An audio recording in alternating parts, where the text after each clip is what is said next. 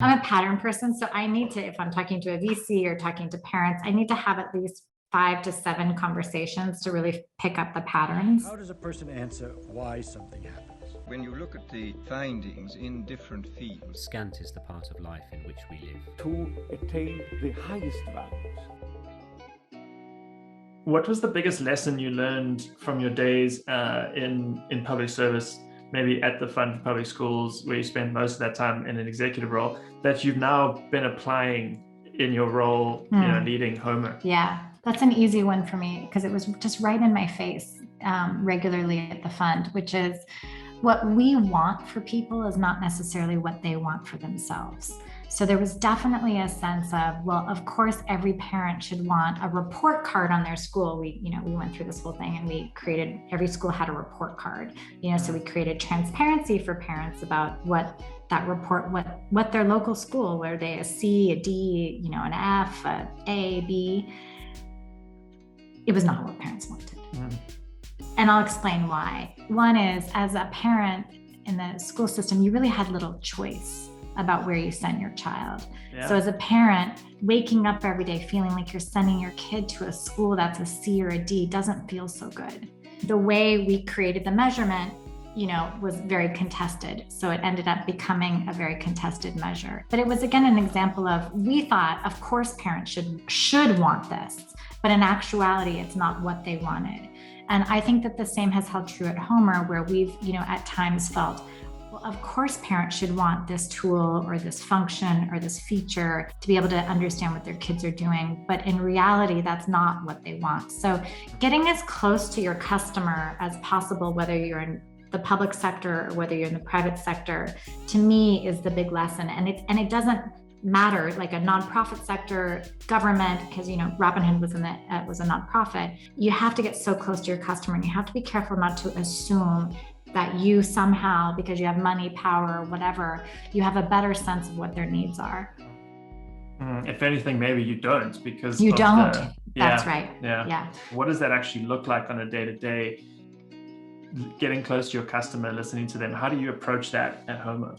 So we do a lot of testing. So early on, we decided to make a big investment in research. So we do 2 types of research. We do user testing all the time with kids. So we bring kids in, we have videotapes, we have a whole system set up, and we do what's called formative research. So we look at, are they understanding it? Are they engaging? Are they liking it? It just means we're a little bit slower producing the content, but we really understand for a child, is this gonna work or not?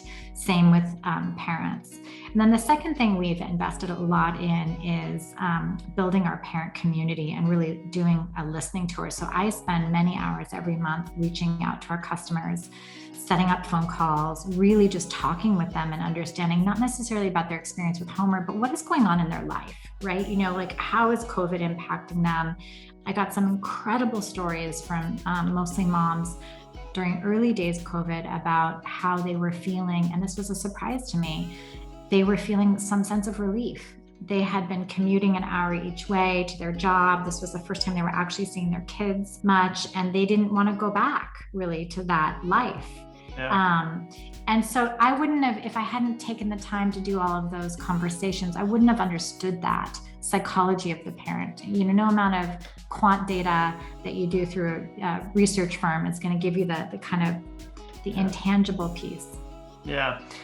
So I'm navigating this now. We're running this cohort, it's 150 people, and I'm trying to find the balance of time allocation for things that will impact the 150 versus one-on-ones with individuals, right? And this listening, and it's one of the hardest parts about it for me. So how do you view that, and how much time do you sort of allocate, if you say of a month, to doing one-on-one stuff and sort of those conversations that don't scale, but you're getting a lot of like qualitative juicy insights, I call them. Yeah.